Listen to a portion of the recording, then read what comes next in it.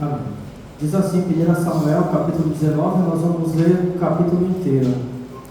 E falou Saul a Jonatas, seu filho, e a todos os servos para que matassem a Davi.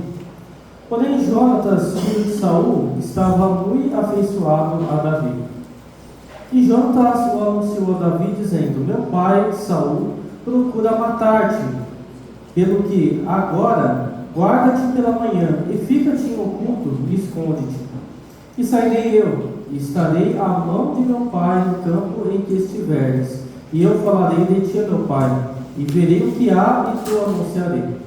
Então Jonatas falou bem de Davi a Saul, seu pai, e disse-lhe: não peque o rei contra o seu servo, porque ele não pecou contra ti, e porque os seus feitos te são muito bons. Porque pôs a sua vida em sua mão e feriu os filisteus, e fez o Senhor um grande livramento a todo Israel. Tu mesmo o viste, e te alegraste. Por que, pois, pecarias contra sangue inocente, matando a Davi sem causa? E Saul deu ouvidos à voz de Jonatas, e jurou Saul: vive o Senhor que não morrerá. E Jonatas chamou a Davi e contou-lhe todas estas palavras. E Jonatas levou Davi a Saul e esteve perante ele como antes. E tornou a haver guerra. E saiu Davi e pelejou contra os filisteus, e feriu-os com grande matança, e fugiram diante dele. Porém o espírito mau da parte do Senhor se tornou sobre Saul, estando ele assentado em sua casa, e tendo na mão a sua lança, e tocava Davi com a mão a harpa. E procurou Saul encravar a Davi na parede. Porém ele se desviou de diante de Saul, o qual feriu a parede com a sua lança. Porém fugiu Davi e escapou naquela mesma noite. Porém Saul mandou mensageiros à casa de Davi, que o guardassem e o matassem pela manhã, de que Mical, sua mulher, avisou a Davi, dizendo: se não salvares a tua vida esta noite, amanhã te matarão. Então Mical desceu a Davi por uma janela, e ele se foi e fugiu e escapou. E Mical tomou uma estátua e deitou na cama, e pôs-lhe a cabeceira uma pele de cabra e a cobriu com uma coberta. E mandando Saul mensageiros que trouxessem a Davi, ela disse: está doente. Então Saul tornou a enviar mensageiros que vissem a Davi, dizendo: trazei-o na cama para que o mate. Vindo, pois, os mensageiros, eis que a estátua estava na cama e a pele de cabra na sua cabeceira. Então disse Saul a Mical: por que assim me enganaste e deixaste ir e escapar o meu inimigo? E disse Mical a Saul: porque ele me disse: deixa-me ir, porque hei de te matar-te? Assim Davi fugiu e escapou, e foi a Samuel em Ramá. Ele participou tudo quanto Saul lhe fizera. E foram ele e Samuel e ficaram em Naiote. E o anunciaram a Saul, dizendo: eis que Davi está em Naiote, em Ramá. Então enviou Saul mensageiros para trazerem a Davi, os quais viram uma congregação de profetas profetizando, onde estava Samuel que presidia sobre eles. E o Espírito de Deus veio sobre os mensageiros de Saul, e também eles profetizaram. E avisado disto Saul, enviou outros mensageiros, e também esses profetizaram. Então enviou Saul ainda uns terceiros mensageiros, os quais também profetizaram. Então foi também ele mesmo a Ramá, e chegou ao poço grande que estava em Secu, e perguntando disse: onde estão Samuel e Davi? E disseram-lhe: eis que estão em Naiote, em Ramá. Então foi para Naiote, em Ramá, e o mesmo Espírito de Deus veio sobre ele, e ia profetizando até chegar a Naiote, em Ramá. E ele também despiu as suas vestes e profetizou diante de Samuel, e esteve nu por toda a terra, todo aquele dia e toda aquela noite. Por isso se diz: está também Saul entre os profetas? Somente até aqui. Senhor Jesus, muito obrigado por estarmos aqui nesta manhã diante da Tua Palavra.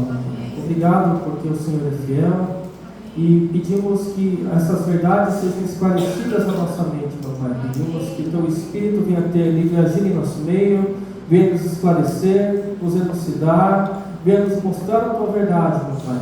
Peço, Pai amado, que o Senhor arranque de nossos corações, de nossas mentes, tudo aquilo que, Pai amado, venha nos distrair, venha nos afastar de meditarmos na Tua Palavra. Peço, meu Pai, que o Senhor cuide de cada um de nós, que o Senhor nos alcance nesta manhã, meu Pai, e que tudo seja para a honra e a glória do Senhor. Amém, Jesus. Na última mensagem que eu considerei com os irmãos, nós falamos sobre o valor da humildade e as maneiras como Davi conduzia a sua vida de maneira a que honrasse ao Senhor. E nessa mensagem, os irmãos estão vendo aqui logo atrás de mim, né? Falando sobre o perigo da idolatria, esse é o título da ministração nessa manhã. O texto fala diversas verdades, mas eu gostaria de me concentrar com os irmãos especificamente nesse assunto que está destacado no versículo 13. Então, o versículo-chave dessa leitura que nós fizemos é o versículo 13. Obviamente, eu vou fazer toda a leitura anterior, fazendo todas as considerações dessa parte que é bem histórica do livro e as diversas lições que nós podemos extrair de cada um desses versículos. Amém? Então, nós vamos considerar sobre o perigo da idolatria e como nós vencemos pelo poder do Senhor esse mal, que infelizmente, apesar de todos nós cremos no Senhor aqui, e de imediato, eu imagino que nenhum de nós tenha nenhum tipo de idolatria com relação a imagens de escultura, mas o Senhor quer tratar conosco sobre outros tipos de ídolos que ocupam o nosso coração. E é sobre isso que eu gostaria de, um pouco mais adiante, elucidar com os irmãos. Amém? Então, nesse capítulo, antes de nós adentrarmos aqui, é importante nós destacarmos que Saul tentou matar Davi por 5 vezes. Só nesse capítulo aqui 19 que nós acabamos de ler. A primeira vez, Saul ordena que Jonatas mate a Davi, no versículo 1, nós acabamos de ler. A segunda vez, Saul volta a atirar uma lança em Davi, como nós também acabamos de ler no versículo 10. Depois Saul ordena que os soldados prendam a Davi e o levem para ser executado, dos versículos 11 até o versículo 15. Depois nós temos Saul enviando 3 companhias de soldados até Ramá para capturar Davi, ou seja, uma 4ª tentativa, e a 5ª tentativa, o próprio Saul vai a Ramá para tentar capturar Davi. Então, 5 tentativas que o Senhor, tentativas de Saul de tentar matar Davi, o qual o Senhor livrou ele de todas elas. E para livrar a Davi, Deus ele intervém de 3 maneiras distintas aqui. Primeiro, como nós vimos aqui, por meio da intervenção de Jonatas, Deus usa a vida de Jonatas para que a vida de Davi fosse poupada. Essa é a primeira maneira. A segunda, a agilidade de Davi para se livrar da lança, porque depois de Jonatas ter intercedido, o Senhor dá a habilidade necessária a Davi para que ele seja livre da lança de Saul. Esse é o segundo livramento. E terceiro, a astúcia de Mical para ajudá-la a fugir. Nós lemos aqui no versículos 11 ao 14, Davi sendo descido da janela da sua casa por meio de um cesto, para que seja livre da morte.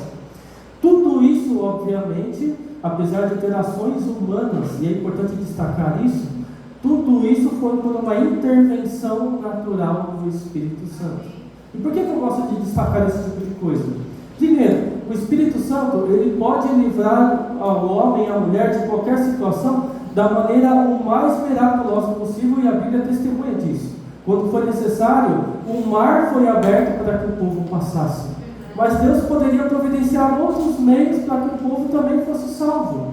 E nós chamamos esse tipo de ação de meios que Deus propicia através da graça comum e através das pessoas o qual Ele pretende usar para que o seu propósito se cumpra. Então Deus poderia ter feito com Davi de diversas maneiras, mas Deus usou a vida de Jonatas, Deus usou o próprio Davi com sua habilidade e Deus usou a vida de Mical para salvá-lo. Amém? Continuando aqui. Então, quando nós começamos a partir do versículo 1, nós percebemos que a saída em espiral ascendente, porque parece que ela vai subindo, ela vai aumentando contra Davi, ela mostra o estado de um coração, no caso de Saul, sem arrependimento. Saul começa a tomar atitudes totalmente desproporcionais e descabíveis, a ponto que fica muito claro o tamanho do sentimento ruim, do sentimento de ódio, nós podemos destacar assim, de Saul com relação à vida de Davi. E eu vou tentar destacar o porquê isso aconteceu. Primeiro, no versículo 1, nós vamos ver aqui, olha, e falou Saul a Jonatas, seu filho, e a todos os seus servos, para que matassem a Davi. Porém, Jonatas, filho de Saul, estava muito afeiçoado a Davi. O pensamento de arrependimento na vida de Saul era algo repulsivo, de maneira que ele prosseguia com seus planos de matar a Davi, apesar de tudo aquilo que já havia acontecido lá atrás. Então, os irmãos que estão acompanhando a ministração desde o começo, sabem por quantas vezes o Senhor se revelou através de Davi, e quantas vezes até mesmo a pessoa mais incrédula era possível saber que Davi estava sendo conduzido pelo Senhor. Não existia dúvida disso. Mas ainda assim, Saul continuou com seus planos. A parte que chama a atenção em sua declaração está no fato, e essa é a parte que é mais gritante no texto: Saul sabia da afeição de Jonatas por Davi. Saul não era uma pessoa que não sabia o que estava acontecendo à sua volta. Ele sabia que o seu filho amava Davi com a sua própria alma. E ainda assim, não somente Davi, mas todo o seu exército. E eles saíam para lutar com Davi. O povo voltava, e quando eles voltavam, o povo aplaudia quando eles voltavam das guerras. Então não tinha como Saul não perceber que as pessoas amavam Davi. E ainda assim, fica aquela pergunta: como que ele podia esperar que a sua equipe de soldados que estava à sua disposição participassem de uma conspiração contra o próprio Davi, a quem eles amavam? É uma pergunta um pouco estranha de ser feita, mas é o que está acontecendo aqui nesse texto, no versículo 1. E a resposta é: aqueles que são apanhados pelo mal geralmente imaginam que as outras pessoas são tão corruptas quanto elas mesmas. Percebam? Saul não conseguia perceber que aqueles homens não tinham o mesmo sentimento que ele tinha, que o seu filho Jonatas também não tinha o mesmo sentimento que Saul tinha. Mas você percebe o que o pecado faz na mente da pessoa? Distorce a ponto de ela imaginar que o que ela pensa é a maneira como todos os demais que estão à sua volta também pensam de uma maneira igual. E não é assim. Na mente carnal de Saul, seria natural que Jonatas se juntasse à causa dele, pois o trono lhe seria passado, que seria passado a Jonatas, estava em risco. Então, na cabeça de Saul era assim: bom, o Jonatas vai estar do meu lado, porque se Saul for rei, Jonatas vai deixar de ser o rei. Então, não é interessante que ele deixe de ser o rei humanamente falando. Ele não... Oi, perdão? Perdão. Ele não é interessante que Davi seja o rei, porque Jonatas deveria ser o rei. Então o que acontece? Ele fala: Jonatas vai estar junto comigo. Mas nós vimos em declarações anteriores que Jonatas declara e entrega o trono a Davi, porque ele sabia que ele era o homem que Deus havia escolhido. Nós até falamos sobre isso em algumas ministrações atrás, quando nós falamos acerca da percepção espiritual. Percebe? Jonatas era um homem que tinha percepção espiritual. Saul, até então, nós estamos lendo aqui, não tem essa percepção. Adiantando aqui mais, nós temos mais coisas para falar bastante.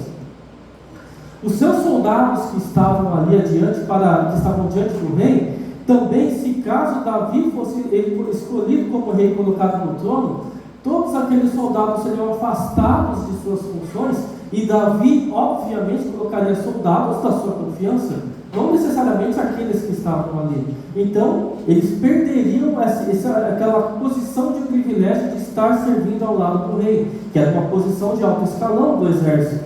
Então, mesmo esses soldados também não queriam ir contra Davi. Percebe o tamanho da maldade que está na mente de Saul? É isso que está acontecendo no versículo 1. E para Jonatas, a graça de Deus em ação na vida de Davi era muito mais atraente que qualquer benefício pessoal. Logo pediu o quê? No versículo 1, como nós acabamos de ver, que Davi aguardasse, porque ele ia buscar o favor de seu pai. Ele ia tentar falar com Saul. E aí nós vamos nos versículos 2 ao versículo 5. Vamos fazer uma leitura só, aqui corrida. E Jonatas anunciou a Davi, dizendo: meu pai Saul procura matar-te. Pelo que? Agora, guarda-te pela manhã e fica-te oculto e esconde-te. É o que Jonatas ia fazer, falar com Saul. E sairei eu e estarei à mão de meu pai, no campo em que estiveres. E eu falarei de ti a meu pai, e verei o que há, e tu anunciarei. Então Jonatas falou bem de Davi a Saul, seu pai, e disse-lhe: não peque o rei contra seu servo Davi, porque ele não pecou contra ti, e porque os teus feitos te são muito bons. Porque pôs a sua vida em sua mão, e feriu aos filisteus, e fez o Senhor um grande livramento a todo Israel. Tu mesmo viste e te alegraste, porque pois pecarias contra sangue inocente, matando a Davi sem causa? Então, com esse objetivo em mente, como nós vemos aqui, Jonatas falou com o seu pai. Sua abordagem, ela fornece um exemplo positivo de como um filho de Deus deve reagir com verdade e graça a conspirações de pecado e conspirações de incredulidade. Nós podemos classificar essa primeira abordagem de Jonatas com o seu pai como um apelo à graça comum. E o que isso tem a ver? É uma expressão que se refere ao modo como Deus age no mundo de modo comum e de modo preservativo, promovendo uma virtude que restringir o mal para o bem do seu Evangelho. E é importante nós destacarmos isso, e explicando que a graça comum não é a graça salvadora. A graça salvadora é uma coisa, a graça comum é outra. Ela não salva ninguém, a graça comum não salva ninguém. Mas de que maneira que ela atua? Ela atua, por exemplo, quantos aqui não se achegaram ao Senhor, já com a sua idade um pouco mais avançada, com seus 30, 40, 50 anos, e só ali vieram a conhecer o Senhor? Nesse período todo, até que o Senhor lhes alcançasse, quem é que guardou a sua vida de um acidente de carro, de uma morte, de uma situação difícil que você poderia vir a óbito até que o Senhor lhe alcançasse? A graça comum. Percebe? É um efeito da graça do Senhor de preservação daqueles que em tempo oportuno serão alcançados pela graça salvadora. E é isso que está acontecendo aqui. Então a graça comum, ela é atuante o tempo todo na humanidade, até que o Senhor a seu tempo alcance aqueles que estão de se salvar. Isso é importante ficar muito claro. Então, irmãos, aqueles a qual o Senhor prometeu que será resgatado, porque que ele será salvo, nós podemos descansar no Senhor, mas ainda assim orar por eles, para que a graça comum continue atuando sobre eles, até que a tempo o Senhor o alcance. Oremos sim, nós devemos orar por essa graça todo o tempo. É tudo graça no final, só nós estamos diferindo numa graça que antecede a graça da salvadora, que é a graça comum, e é sobre a graça da salvação, que é essa que nos redime para estar com o Senhor. Amém? Então tudo isso que está acontecendo aqui é um aspecto da graça comum. Sob a influência dessa ordem moral de Deus e confrontado por um apelo geral à prudência, o mal de Saul foi restringido, mas não foi vencido. Porque ele responde a Jonatas: Jonatas, tudo bem, já que você está intercedendo, a vida de Davi será poupada, ele não vai morrer. Igual que nós acabamos de ler aqui no texto, e nós acabamos de ouvir esta declaração no versículo 6. E Saul deu ouvidos à voz de Jonatas e jurou Saul: vive o Senhor que não morrerá. Então a graça comum atuou temporariamente ali, salvando a vida de Davi por intermédio de Jonatas. Do mesmo modo, os cristãos eles devem conversar com o mundo pecaminoso com base na moral comum e nas bênçãos óbvias do pensamento correto. Mas também será necessário confrontar o mal recorrendo diretamente à palavra de Deus, como Jonatas fez. Qual que é o ponto que eu quero chegar? Obviamente, muitas pessoas, quando nós falamos do Evangelho do Senhor, são resistentes a ouvir a voz do Senhor. Não querem ouvir falar, eu não quero que você fale nada de Bíblia, nada desse negócio de crente para mim. Vocês já encontraram um monte de gente que responde desse jeito? Então, o que é agir debaixo da graça comum, nós sendo servo de Deus? Se você sabe que determinada situação ela é ruim, ela vai conduzir a uma situação difícil, Por exemplo, vou criar uma situação totalmente aqui simbólica. Surge uma situação de um falso testemunho contra alguém na escola, no trabalho, de alguma coisa, e várias pessoas vão contra aquela pessoa porque não gostam dela por outras coisas que não seja a questão do trabalho.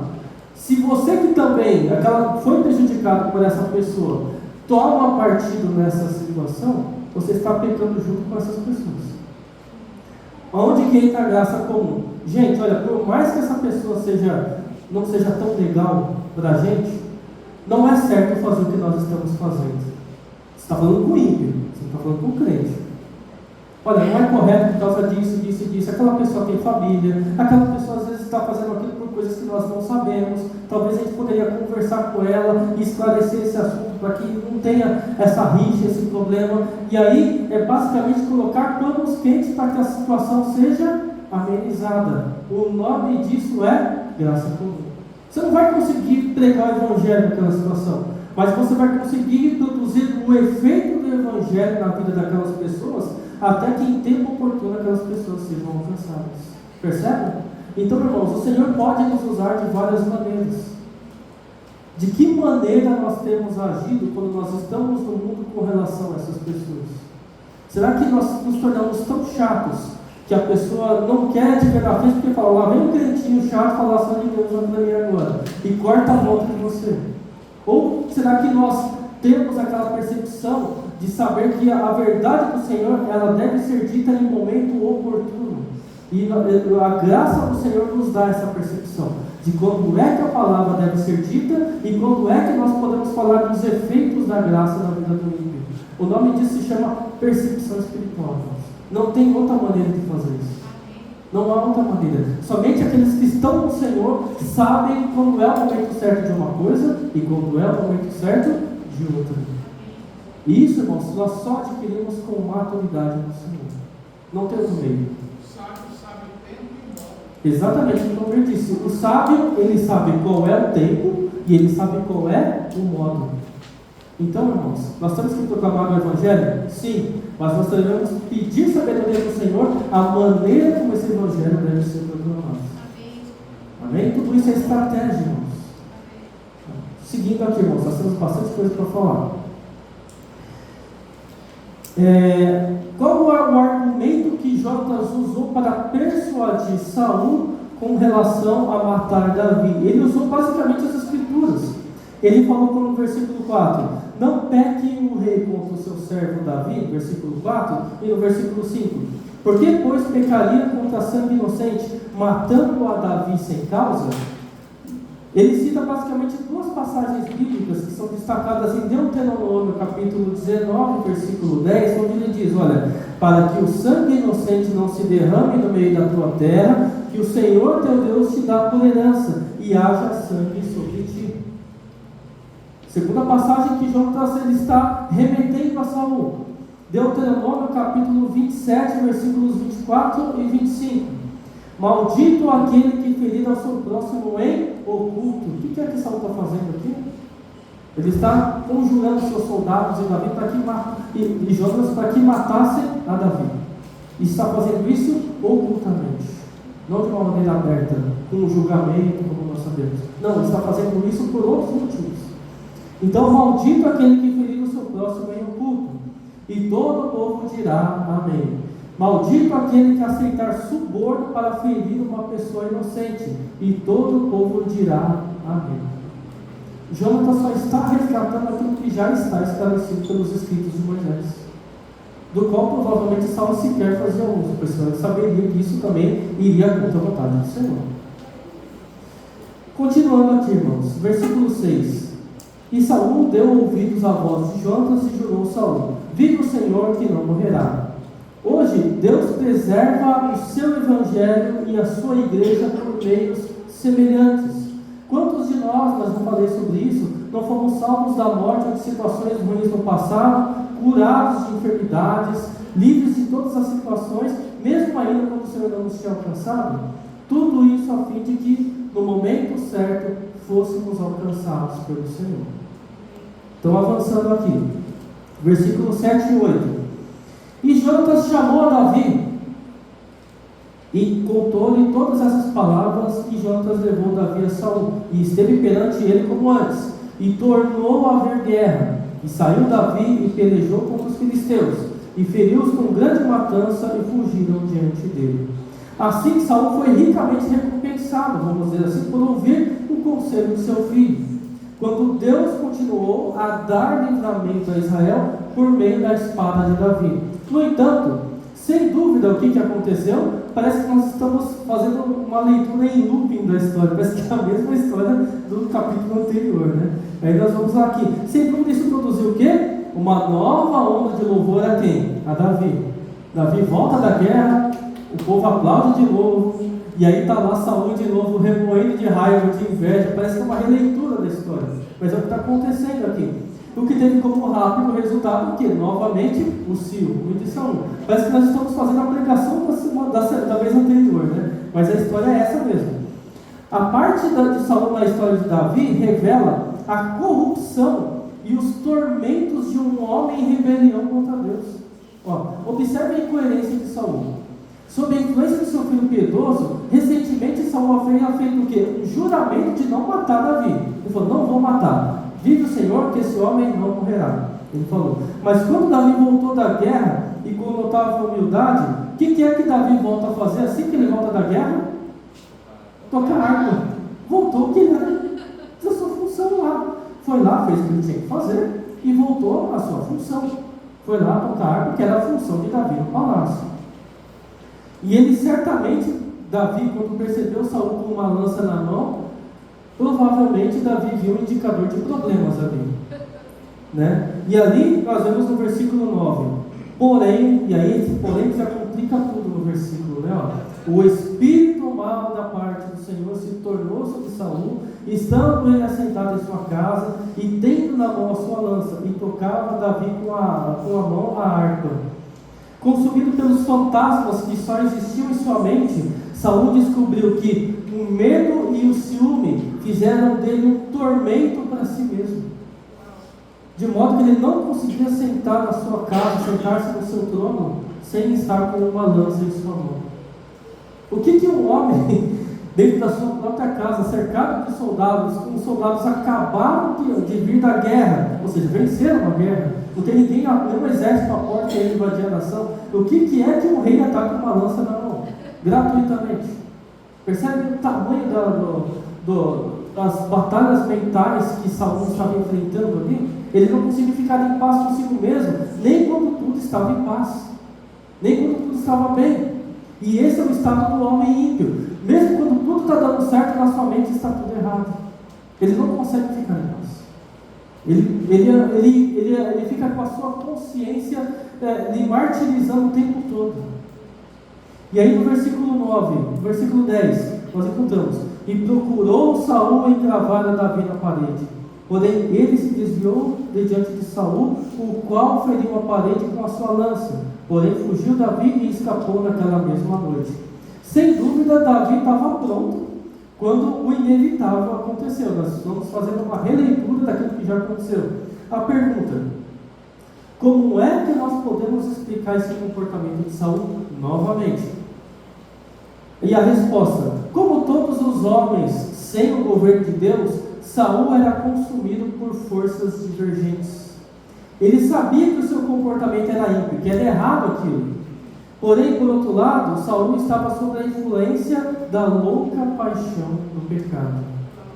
Ou seja, o desejo desenfreado de ciúmes e de ódio contra Davi era maior do que na sua mente ele sabia que era errado ir lá e tirar a vida daquele homem de Deus. Mas ele já não passou a se importar mais com isso. Gordon Kidd, um irmão, ele disse o seguinte: olha, Saul estava vivendo uma mentira. É por isso que ele podia tão facilmente fazer juramentos piedosos e contradizê-los quase que no mesmo fôlego. Ele jurou no versículo 6 que Davi não morreria, e nós estamos aqui no versículo 10, Saul tentando encravar Davi na parede, na mesma passagem. Sem uma transformação salvadora, o pecador, ele é uma confusão em sua mente. Ele mal se conhece a si mesmo, ele não consegue compreender nem por que toma determinadas atitudes. Ele não consegue compreender.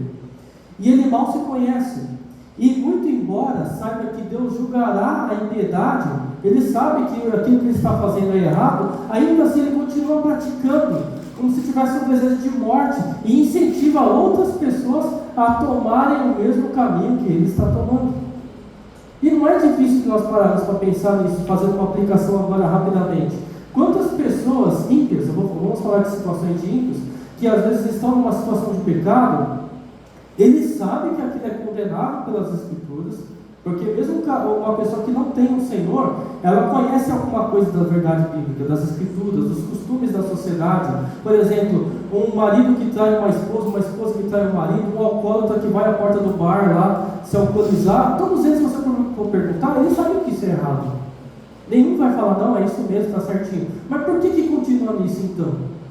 Porque o pecado fala mais alto do que a coerência de fazer o que é certo. Percebe? É isso que o pecado faz na vida das pessoas. Ela escraviza, o pecado escraviza as pessoas. De maneira que a pessoa toma atitudes que vai contra aquilo que é correto na sua própria mente. E ela não consegue vencer isso. Essa é a vida do ímpio. O poder do pecado, ele contamina a mente de tal modo que homens e mulheres se tornam suicidamente irracionais, em busca da sua prosperidade, poder, luxúria e ódio. Ele sabe que esse caminho é um caminho de morte, mas ele não consegue sair porque esses sentimentos que brotam na sua mente distorcem aquilo que é a verdade e que a pessoa tem como verdade para si. Versículos 11 e versículo 12. Porém, Saul mandou mensageiros à casa de Davi que o guardassem e o matassem pela manhã, do que Mical, sua mulher, avisou a Davi dizendo: se não salvares a tua vida esta noite, amanhã te matarão. Então Mical desceu a Davi por uma janela, e ele se foi e fugiu e escapou. Quando Davi havia se desviado de uma quantidade suficiente de lanças de Saul, e não foi uma só, nós sabemos disso, o texto está dizendo, ele fugiu da corte para onde? Da sua casa. No entanto, Saul enviou mensageiros para vigiar a casa de Davi e tirar a vida dele pela manhã. Ou seja, Davi, dessa vez, vamos dizer assim, humanamente falando, considerando a ação do Senhor, dessa vez ele não escapava, se nós fôssemos olhar com os olhos humanos.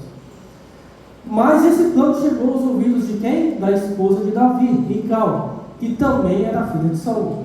E por meio da sua lealdade, mais uma vez poupou a vida de Davi. Diferente de Jonatas, Mical não parece ser uma verdadeira seguidora do Senhor. Nós sabemos disso. Isso se tornará evidente mais tarde na vida de Davi, naquela passagem de 2 Samuel, capítulo 6, versículo 16, quando a arca está chegando a Jerusalém e Davi está dançando alegre diante da arca e a sua esposa o repudia. Eu falo, o que é isso? Você está ficando louco? Você é um rei, você não pode ter esse tipo de comportamento. E ali, isso é spoiler de situações futuras, se o Senhor assim permitir, mas há um repúdio de Mical com relação a Davi, e a Bíblia fala que uma maldição se recai sobre ela e ela morre sem ter filhos. Então, quer dizer, tudo isso é um outro caso à parte, não quero entrar nesse ponto hoje, mas tem bastante coisa para falar sobre isso também, mas não é o assunto de hoje. Mas nesse momento anterior que nós estamos tratando aqui, ela está sendo um instrumento do Senhor para salvar a vida de Davi. E nessa ocasião anterior, vamos dizer assim, a atitude de Mical, ela é elogiável como uma atitude de uma esposa leal. Por um meio, de qual é o meio que o Senhor usa, ou que ela se utiliza, né, vamos dizer assim, para salvar a vida de Davi, colocando um ídolo deitado na cama. E essa parte, por isso o porquê dessa mensagem aqui. Esse é o ponto que eu quero me deter mais. Me deter sobre essa questão da idolatria. Esse ídolo que a Bíblia menciona aqui, aliás, vamos ver aqui, até para nós ganharmos tempo, versículos 13 ao 16, eu vou avançar aqui na leitura. E Mical tomou uma estátua e a deitou na cama, e pôs-lhe à cabeceira uma pele de cabra, e a cobriu com uma coberta. E mandando Saul mensageiros que trouxessem a Davi, e ela disse: está doente. Então Saul tornou a enviar mensageiros que vissem a Davi, dizendo: trazei-o na cama para que o mate. Vindo, pois, os mensageiros, eis que a estátua estava na cama, e a pele de cabra à sua cabeceira. Esse ídolo, na língua hebraica, se nós formos traduzir, talvez algumas Bíblias até tenham isso, a palavra que é usada para esta estátua ou ídolo é a palavra terafim. Terafim é um objeto do tamanho de uma pessoa, provavelmente como nós estamos vendo aqui, a ponto de ser confundido com Davi, provavelmente empregado na falsa adoração ao Senhor. Ou talvez na adoração de outros deuses. O Talmud chama esse ídolo, esse terafim, de ídolo do lar. Olha a expressão que interessante, é sobre isso que eu gostaria de tratar com vocês. Chama a palavra terafim de ídolo do lar. A palavra, possivelmente, terafim, ela é uma palavra de origem acádia, não é uma palavra de origem hebraica, que vem da palavra Terá, e tem um personagem da Bíblia que vocês já ouviram falar que se chama Terá, o pai de Abraão, e ele era justamente da região da Suméria, de Ur dos Caldeus, onde é a Acádia, na Bíblia mesmo, e Terá significa Deus, Deus com D minúsculo mesmo, Deus. E Tarhu, ou Tarhu, que seria na língua deles, E Fim, que é aquela palavra final de Terafim, significa boca. Então, literalmente, Terafim significa boca de Deus, ao pé da letra. Agora, o que uma coisa tem a ver com a outra? Por que uma imagem se chama boca de Deus? Certamente tinha a função de ser um oráculo. O que é um oráculo? É quando as pessoas se dobravam diante de uma imagem para consultar os mortos e ouvir qual é a decisão que eles deveriam tomar. É a chamada necromancia. Se alguns quiserem, não pesquisem sobre isso, mas se vocês estão ouvindo, é o suficiente para saber que é muito ruim e isso não agrada ao Senhor. Amém? É um famoso espiritismo que nós temos hoje, certo? E também servia como um amuleto de sorte. Muitas pessoas tinham isso na sua casa como algo para trazer sorte para dentro de casa. Então, o negócio era bem intenso, Então, diante de tudo isso, nós lembramos, que lembra lá atrás, quando nós lemos 1 Samuel capítulo 18, versículo 21, na ministração anterior? Vamos até ler do lado aqui, olha, vou ler com os irmãos. E disse Saul: eu lhe darei para que ele sirva de laço. Lembra dessa passagem? Para que a mão dos filisteus venha a ser contra ele. Vamos, só essa passagem, só essa primeira parte do 21 é o suficiente. E lembra quando eu expliquei aos irmãos que esse laço tinha a ver com a questão da idolatria? Na ministração anterior? E aí nós, no capítulo seguinte ao que nós estamos tratando agora, nós vimos que esse laço estava onde? Dentro da sua própria casa. Uma estátua do tamanho exatamente de um homem, do tamanho de Davi, dentro da sua própria casa. Agora a grande pergunta é: como é que esse ídolo estava na casa de Davi? Essa é a pergunta que inquietante que o texto não esclarece, e qualquer coisa que eu falar é conjectura aqui. Nós vamos ser, estava lá dentro e foi colocado na cama do homem. É o que o texto está dizendo aqui. Entendeu? Provavelmente, e aí a explicação mais coerente possível é que ele e a sua esposa muito provavelmente divergiam entre si quanto à fidelidade ao Senhor. Tinham maneiras diferentes ou religiões diferentes, tinham deuses diferentes para adorar. Possivelmente Davi adorava o Senhor e sua esposa não o adorava. Exatamente, o momento está citando aquele episódio de Gênesis, lá de Raquel, que escondeu um ídolo quando estava fugindo da casa de seu pai. A palavra que aparece lá em Gênesis é a mesma palavra que aparece aqui, terafim, é exatamente a mesma. Só que a de Gênesis era um ídolo pequeno, não era um ídolo do tamanho de um homem que nós estamos lendo aqui nessa passagem. Mas ambos tinham o mesmo significado. Continuando aqui, antes de nós falarmos sobre a questão nossa, mais de crente, vamos dizer assim, é importante nós falarmos, e eu tive cuidado de anotar isso daqui, o que a Bíblia diz sobre a idolatria. Eu sei que vocês já cansaram de ouvir isso, mas é importante eu relembrar, talvez alguns ainda não tenham escutado. O que a Bíblia fala? Que somente Deus deve ser adorado. Êxodo capítulo 20, versículos 3 e 4. Eu não vou ler essas passagens por questão do tempo, mas os irmãos em casa, com a gravação, com as anotações que vocês estão fazendo, leiam depois com calma, cada uma dessas passagens que eu vou dizer. Eu vou citar pelo menos 12 aqui, então marquem com calma aqui. Somente a Deus deve ser adorado. Êxodo capítulo 20, versículos 3 e 4. Segundo, a glória de Deus pertence apenas a Ele e a mais ninguém. Isaías capítulo 42, versículo 8. Ele fala sobre isso. Terceiro, nosso Deus não pode ser um Deus de metal. Ele é real e merece a nossa total dedicação. Levítico capítulo 19, versículo 4. Fala sobre isso que estou esclarecendo. Nosso Deus não pode ser comparado com deuses de prata, pedra, madeira, ouro, barro ou qualquer coisa feita por mãos humanas. Nosso Deus é infinitamente maior e glorioso. Salmo 115, versos 4 e 8 falam sobre isso. Eu acho que é o salmo mais famoso que trata acerca da idolatria. Vários irmãos aqui conhecem essa passagem. 5. Devemos fugir da idolatria a todo custo se desejamos realmente agradar a Deus. 1 João capítulo 5, versículo 21 fala sobre fugir da idolatria. 6. Os idólatras não herdarão o reino dos céus. Gálatas capítulo 5, versículos 19 e 21. Naquela lista dos pecados da carne, uma delas é a idolatria. Então, os irmãos sabem do que nós estamos falando aqui. 7. O idólatra, ele é um feiticeiro. Ele odeia a Deus e por isso ele o rejeitou em seu coração. E isso nós vemos aqui em 1 Samuel capítulo 15, versículo 23. Quando Saul rejeita o Senhor no seu próprio coração. O idólatra, ele experimentará grande sofrimento e não terá sua adoração recebida por Deus, tendo assim uma rejeição de suas ofertas e sacrifícios. Salmo 16, verso 4. E por que eu estou citando isso? Não é incomum, e principalmente no nosso meio, no meio cristão geral hoje, pessoas que ora estão na igreja e ora estão nessas outras religiões malucas aí. Então não tem como uma pessoa atirar para todo lado e achar que Deus vai abençoar a pessoa de qualquer jeito. Isso é um problema muito sério. Isso talvez seja um dos maiores males do nosso tempo. Porque as pessoas não querem temer só o Senhor, querem temer um monte de coisa. E não temer ninguém no final, entendeu? Mas enfim. Adiante aqui.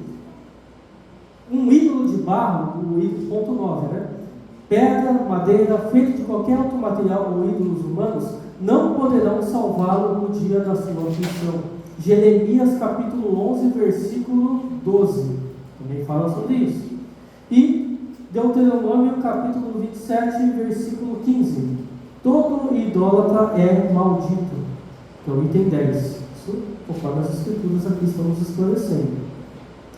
São só 10, a gente tinha marcado, tinha uns outros aqui, mas eu acabei separando porque ele redundava naquilo que a gente já tinha falado. Mas são só esses 10 pontos aqui.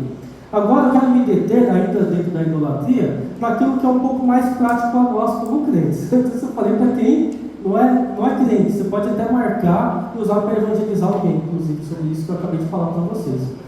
Agora sobre ídolos do lar, que é o aspecto desse texto aqui.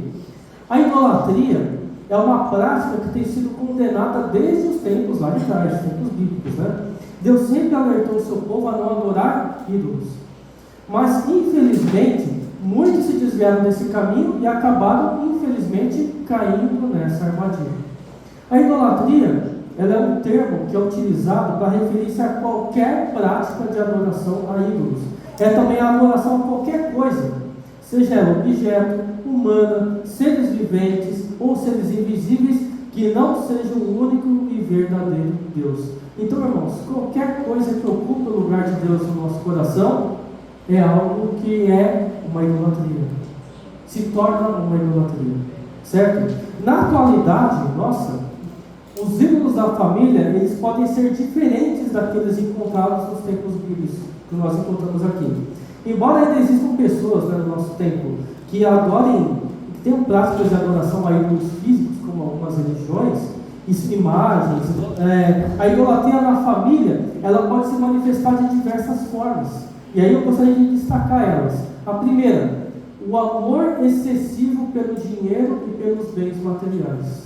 Quando isso se torna em primeiro lugar na nossa vida. Mamon. Já foi ministrado, outros irmãos já ministraram sobre isso, o Chico já ministrou, o Almir já ministrou sobre isso. E é importante destacar, eu agora só pincelando sobre isso, que infelizmente, a riqueza, a ganância, o mamon tem tomado lugar no coração de muitos crentes. Agora a palavra é para crente, né? Mas para ímpio. Eu estou falando de idolatria de crente. Tá? O que é que está ocupando o lugar de Deus no teu coração? Talvez a gente fala assim, irmão, mas eu não deixo de frequentar a igreja, eu amo o Senhor, mas no dia a dia, você medita no Senhor ou você medita nas questões financeiras que precisam ser atingidas? O que é que tem ocupado a nossa mente? Percebe? Eu sei que o dinheiro tira a paz de muita gente, mas às vezes o dinheiro tira a paz com coisas além daquilo que nós precisamos também. Tem essa questão. Esse é o primeiro ponto. Segundo ponto, idolatria de celebridades. É um segundo tipo de idolatria. Que tipo de celebridade? Obviamente, se você vai atrás de uma celebridade que não seja cristã, tem um problema maior para ser resolvido, mas não é sobre isso que eu quero falar. Mas eu estou falando de idolatria, vamos falar do meio cristão. Vamos falar de pregadores famosos, pastores famosos, ou cantores gospel famosos, pessoas que dão a vida ou pagam grandes quantidades de dinheiro para enviar uma pessoa, sabe, dessa. E pessoas que às vezes não têm nenhum testemunho fiel do Senhor, sabe, é complicado, irmãos. Então, não é que você não tem que ouvir uma pregação de quem você não gosta, ou ouvir um hino de quem você não gosta, não é esse o ponto que eu quero chegar. Mas que isso não ocupe o lugar central na sua vida. Que isso não ocupe o lugar de Deus na sua vida. E infelizmente, não é difícil no meio cristão de nós encontrarmos pessoas que viajam de um lugar para o outro para acompanhar as suas celebridades. Porque só gosta do pastor tal, ou do cantor tal. Sim. Recentemente nós temos um caso aqui, né? O Roberto até citou em algumas ministrações atrás de um irmão bastante famoso nos Estados Unidos. Ele já veio pregar em conferências aqui no Brasil. Eu tenho livro deles, é um irmão, naquilo que ele ministrava era fiel ao Senhor. Nós não temos nada o que falar acerca disso, mas que o problema de você colocar uma atenção maior no homem de Deus é que ele é carne igual a nós e peca igual a gente. Esse é o problema. Então ele é tão sujeito, essas pessoas são tão sujeitas a falhas quanto nós. E que o Senhor tenha misericórdia e o alcance e tire dessa situação. E em tempo oportuno seja resgatado. Livre desse mal, desse pecado. Mas cuidado com aquilo que nós colocamos atenção demais, irmãos. Vamos policiar nosso coração, nossa mente. Terceiro, esse daqui é um problema que afeta acho que todo mundo indiscriminadamente. Começando por mim. Vício em tecnologia. Esse aqui é um problema mais sério no nosso meio. Por quê? Porque se disfarça de algo que não tem problema nenhum. Percebe? E quando eu falo vício de tecnologia, o que é? Dependência de streamings, dependência de redes sociais, dependência de qualquer coisa que ocupa tanto o nosso tempo, que se você tirar o celular, você se perde na rua. Você não consegue chegar em casa, porque você não consegue, sem o GPS você não chega em lugar nenhum. Ou se você não estiver incomunicável, é como se o tempo demorasse, aquele dia demorasse uma eternidade para passar, porque você não tem um celular na tua mão. Então, irmãos, existem muitas pessoas que são tão viciadas nesse tipo de coisa que isso tem roubado o tempo do Senhor nas suas vidas. Tem deixado de orar, de meditar nas Escrituras, de estar no Senhor, porque está ocupado em demasia com esse tipo de coisa, com streams e com redes sociais. Já teve outras ministrações sobre isso aqui também. Eu estou só recapitulando, relembrando os irmãos desse perigo que também se torna uma idolatria no coração de muitas pessoas. Terceiro, quarto ponto, individualismo, foco mais em si mesmo e nas suas necessidades do que na necessidade da família e dos irmãos. Esse aqui é um problema que já afeta mais a comunhão. Por quê? Quantas vezes nós fazemos tantas coisas por nós mesmos e nós nos esquecemos daqueles que estão à nossa volta? Vou começar primeiro da onde aperta mais a gente. O marido que às vezes pensa mais em si mesmo e se esquece que a sua esposa e seus filhos têm necessidades dentro de casa que estão à frente do que os seus objetivos, que não são tão ideais assim. Por exemplo, pessoas que gastam dinheiro com coisas desnecessárias e nas coisas que precisam, as famílias padecem necessidade. Já pensou o marido? Agora vou falar do marido. O Almir vai pregar sobre a questão do marido na administração da frente, mas eu quero entrar um pouquinho, só para aproveitar o conduzir do Senhor nessa situação, que a sua esposa, ela gosta de vestir vestir uma roupa nova, uma roupa de marca. E às vezes você abrir mão um pouquinho de você, o Senhor vai te honrar por isso. Se você comprar um perfume que ela gosta, ou um dia, chega no domingo ou no sábado, você fazer um almoço para ele e deixar ela descansar. Olha, mas eu falo que eu passo perrengue. Se for fazer isso, a minha casa vai morrer de fome, né? Porque eu não sei cozinhar. Mas não custa nada ir lá e comprar uma comida pronta para a mulher descansar, se você não sabe cozinhar, para não matar ninguém por engano. Tá? Faça isso. Eu sei que nem todo mundo tem dinheiro, porque isso custa, tá? É normal, tudo isso é compreensível.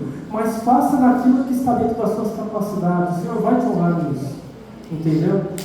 Então, irmãos, tudo isso é o quê? É você tirar o foco de si mesmo e colocar o foco no próximo.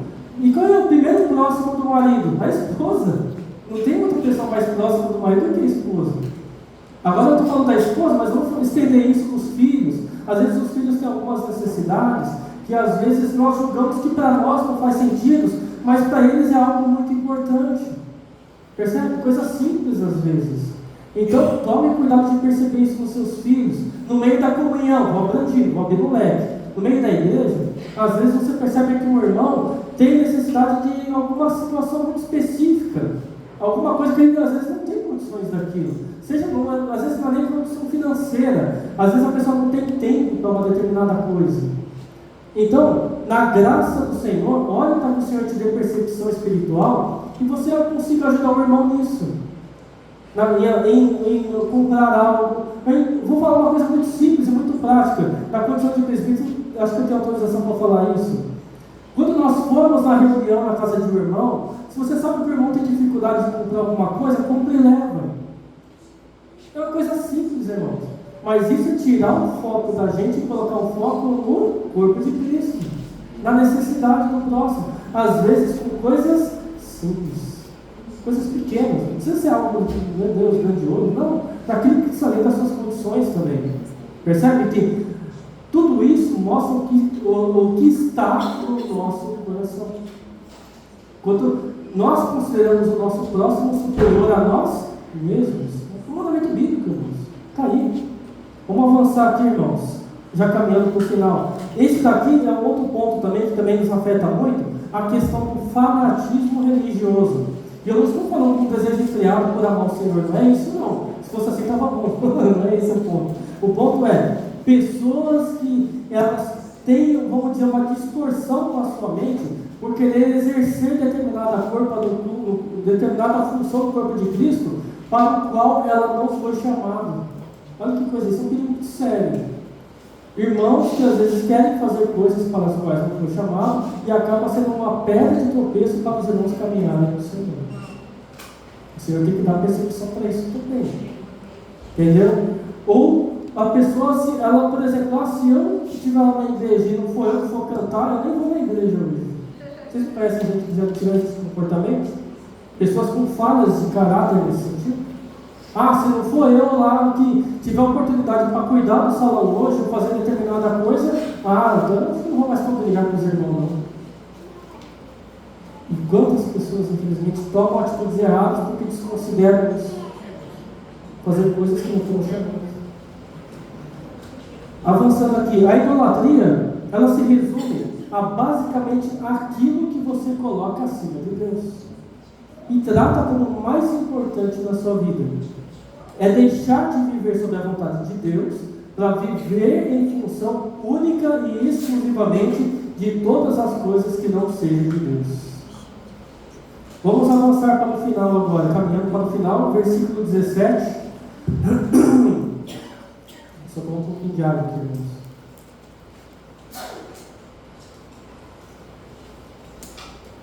irmãos. Versículo 17. Por isso Saul disse a Davi: eis que Merabe, minha filha mais velha, te darei. Perdão, estou lendo o versículo 18 ao 19 aqui. Então disse Mical a Saul a Mical: por que assim me enganaste e deixaste ir e escapar o meu inimigo? E disse Mical a Saul: porque ele me disse, deixa-me ir, porque hei de eu matar-te. Saul, nessa condição, já considera Davi como seu inimigo. Percebe como que é a distorção do pecado na mente da pessoa? O homem Davi acabou de voltar de uma guerra, matar aqueles filisteus para proteger o reino e honrar o Senhor e honrar o seu reino, e agora ele se torna um inimigo do próprio Saul. Isso é irônico, uma vez que em duas ocasiões anteriores ele se refere aos filisteus como seus inimigos, lá em 1 Samuel 14, 24 e 18, 25. Sob essa ótica distorcida, não existe diferença na mente de Saul entre Davi e os filisteus. Para eles são todos inimigos. Percebe o que acontece na mente daquele que não tem o Senhor? Tem a sua distorção da realidade na sua mente de tudo ali. Daqueles que querem o seu bem e daqueles que querem o seu mal. Versículo 18. Assim Davi fugiu e escapou, e foi a Samuel em Ramá. Ele participou tudo quanto Saul lhe fizeram. E foram ele e Samuel e ficaram em Naiote. Na companhia de Samuel, ele encontraria o quê? A amizade adequada e da sabedoria. Ele usufruiria daquela maturidade, de toda a sabedoria madura de Samuel e de sua dedicação quanto à lei de Deus. E aprenderia muita coisa que seria útil mais tarde na sua vida. Ou seja, Deus, Ele protege o seu evangelho e a sua causa. E aqueles que buscam refúgio nele, no Senhor, serão mantidos em segurança. Fugindo para Samuel, Davi estava se lançando na misericórdia do Senhor. E várias lições nós podemos extrair desse versículo 18, que são muito práticas aqui, e eu marquei pelo menos 8 lições que nós podemos extrair aqui. A primeira delas, a segurança de Davi não estava no palácio de Saul, nos soldados ou na sua força. Estava em quem? Em Deus. Amém. Davi era um homem de guerra, ele manejava muito bem a espada. E todo o seu testemunho de trás mostra que ele não era um homem fácil de ser vencido em batalha. Mas ainda assim ele fugiu para a presença de Deus, daquele que tinha a presença de Deus. Ele não dependeu da sua própria força. Amém. Temos dependido da nossa força ou da força de Deus? Uma lição que nós podemos extrair para nós. Segundo, o ídolo na casa de Davi traz ideia de segurança. Não era essa a finalidade do ídolo? Era um amuleto de sorte, uma das finalidades? Também. Por vezes, o Senhor Ele permite a aflição na nossa casa, na nossa vida, para que fujamos dos ídolos do nosso coração. O que é que tem roubado a glória do Senhor na nossa vida? O Senhor permite aflições na nossa vida para que os ídolos sejam derrubados do nosso coração. Aquilo que tem, inclusive, deitado na nossa cama. Sabe o que é deitado na nossa cama? O que você faz na cama quando você não consegue dormir? Você fica pensando.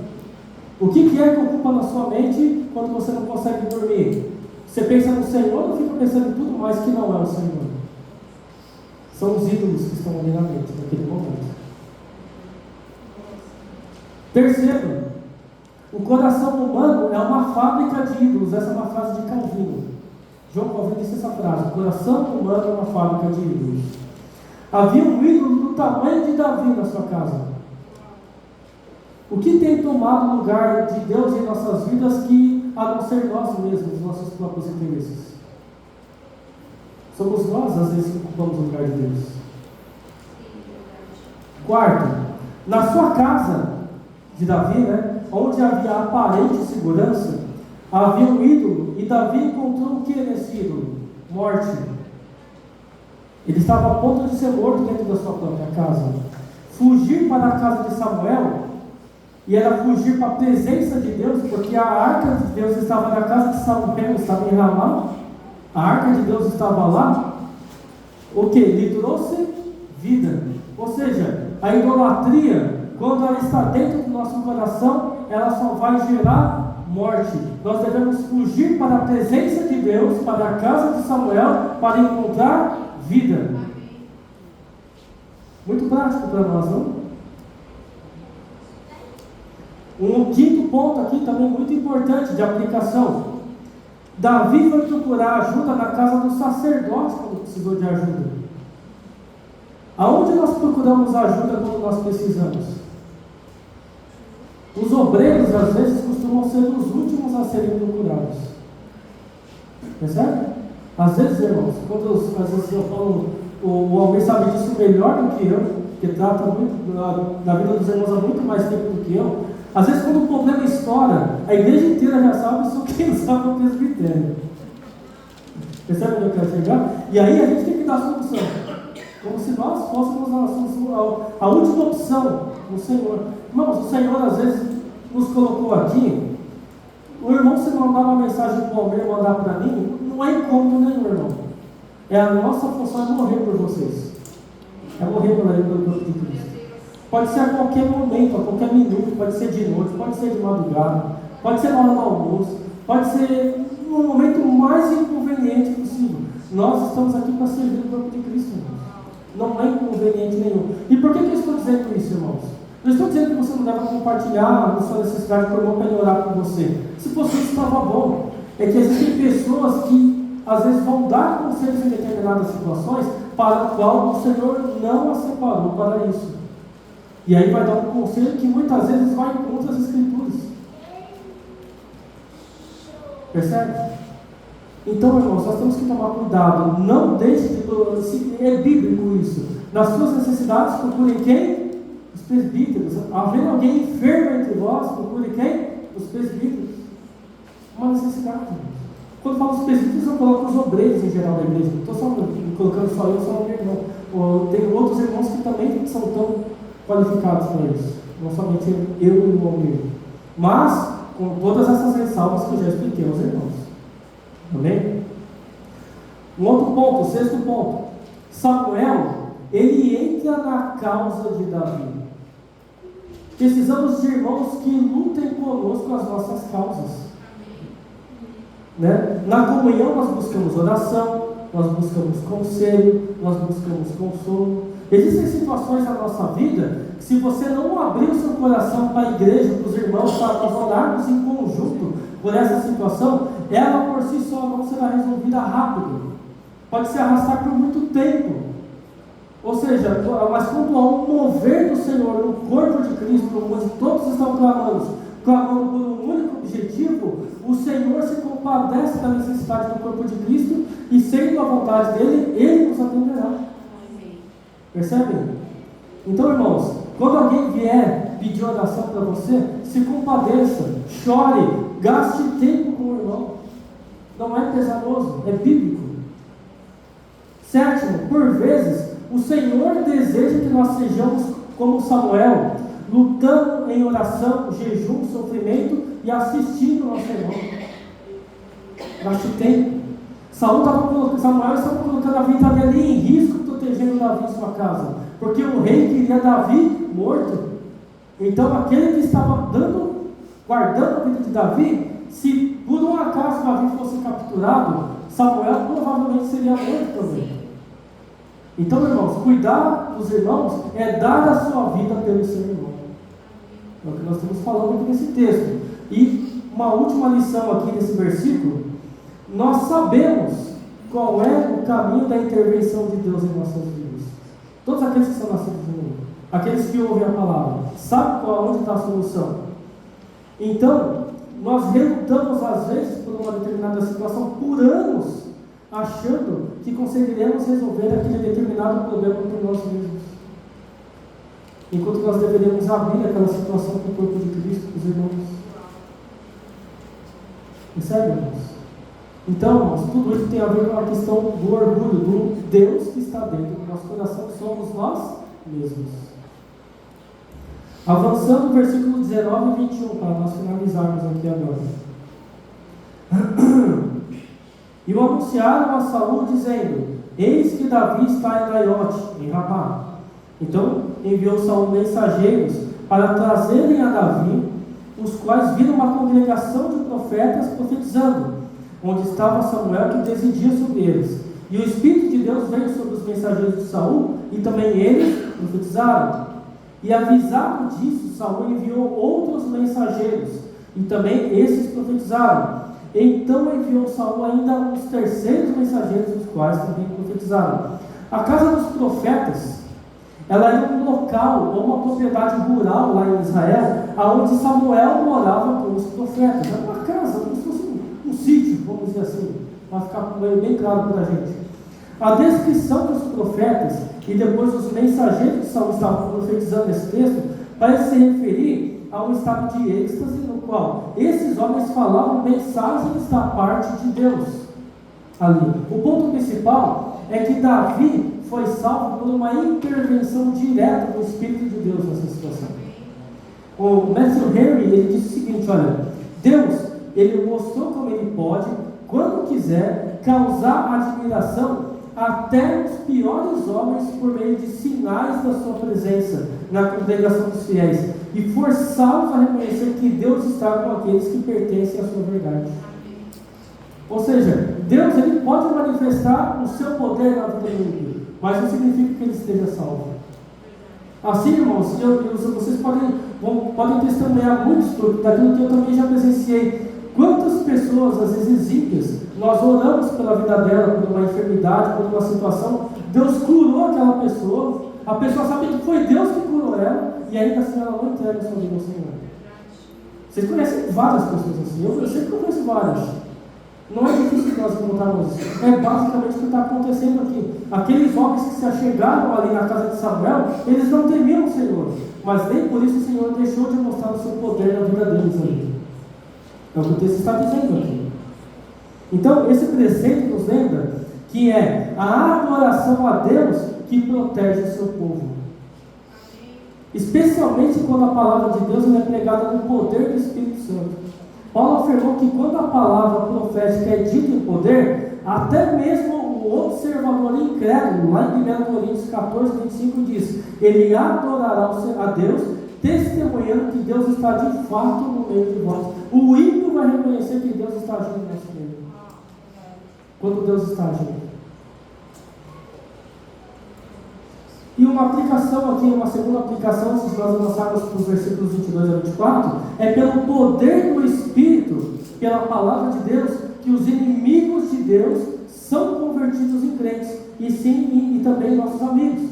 Mas quando o mundo não é convertido, o poder do Espírito, por meio da palavra da oração santa, da santa congregação, ela instila temor e reverência que protegem o povo de Deus. Quando é que a igreja foi guardada quando o mundo estava afrontando frontalmente a igreja? Quando esta esteve na presença de Deus.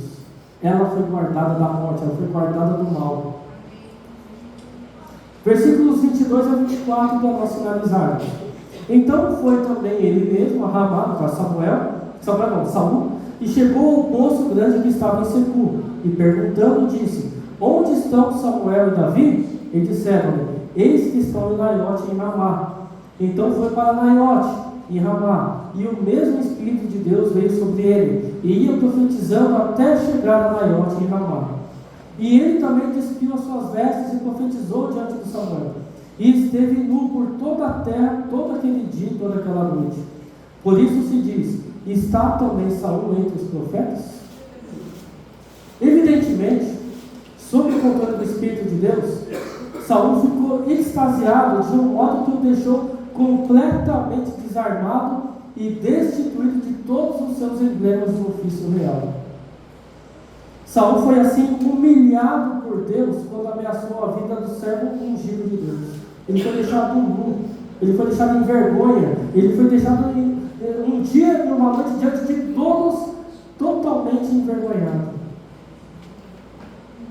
De maneira que Deus venceu o seu inimigo e o nome de Deus foi louvado.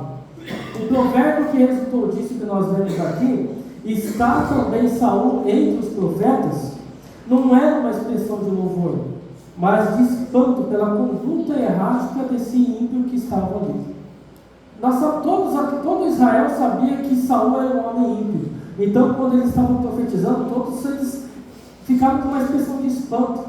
Como que Deus consegue até mesmo produzir virtude de um homem que é tão errático, tão problemático quanto o Senhor? Significa que Deus faz o que Ele quer, quando Ele quer, como Ele quer e com quem Ele quiser. E ponto final, porque Ele é Deus. Gordon Kidd disse uma frase assim: Deus interveio soberanamente e manifestou seu poder de modo a expressar sua desaprovação da intenção de Saul em relação a Davi e a expor a loucura autodestrutiva dos seus caminhos. Conclusão. O que nós podemos tirar de conclusão de tudo isso que nós vemos aqui nesta manhã, irmãos? Que para fugir da idolatria que está tão presente em nosso dia a dia e por todos os lados, você precisa seguir um passo a passo que pode complementar isso que estou dizendo a vocês, caso você saiba de mais conselhos para fugir desse pecado que é tão grave em nosso tempo, que é o pecado da idolatria. E eu não estou falando da idolatria no ímpio, estou falando da idolatria no meio das pessoas que temem a Deus. Primeiro, reconhecer que o senhorio de Jesus e saber que Ele é o dono de todas as coisas. Irmãos, não almeje aquilo que não é teu. Se contente naquilo que o Senhor tem te dado. Segundo, viver uma vida de santidade, fugindo do pecado. E quando eu falo fugir, é fugir mesmo, irmãos. Se você sabe que determinada situação te atrai, te faz pecar, foge dela. Não é para você tentar enfrentar essa situação. A Bíblia manda fugir. Nós vamos encontrar em 1 Coríntios 10:14. Portanto, meus amados, fugir da idolatria. A Bíblia não fala para bater de frente, fala para fugir. É muito claro. Compartilhar a palavra de Deus com outras pessoas e viver um testemunho vivo para a obra de Deus. Quando nós ocupamos a nossa mente do Senhor, da palavra dele, do testemunho do Senhor, não há tempo para que outras coisas ocupem a nossa mente. Então essa é uma maneira de se guardar da idolatria. Orar e jejuar, isso é muito importante. É de praxe, mas tem que ser dito. Isso é importante. Tem que ser dito porque isso é um problema sério no corpo de Cristo. Nós não oramos como deveríamos e não jejuamos como deveríamos. Começando por mim. Eu estou dizendo que tudo vai acontecer melhor do que ninguém aqui. Todos nós, é um alerta para todos nós. Manter o foco em Deus e sua palavra. Então, irmãos, muitas coisas nos tiram o foco da nossa mente. Ou se travestem de coisas santas, mas na verdade é uma falsa piedade que nos leva à ruína. Temos que tomar cuidado com isso. Com coisas que têm aparência de piedade, mas não são. E nos afastam do Senhor. E por último, coloque Deus em primeiro lugar na sua vida. Pois quando você se dedica mais às outras coisas do que às coisas do Senhor, você está idolatrando mais essas coisas do que o próprio Senhor. Amém? Que Deus nos guarde de tudo isso que foi falado nessa manhã. É um alerta do Senhor ao usar a vida de Saul, um homem ímpio, e de qual era o problema que estava acontecendo na casa de Davi e que não é muito diferente do que pode estar acontecendo nas nossas casas também. Que o Senhor nos guarde e nos sustente até a sua vida. Amém? Deus abençoe, irmãos.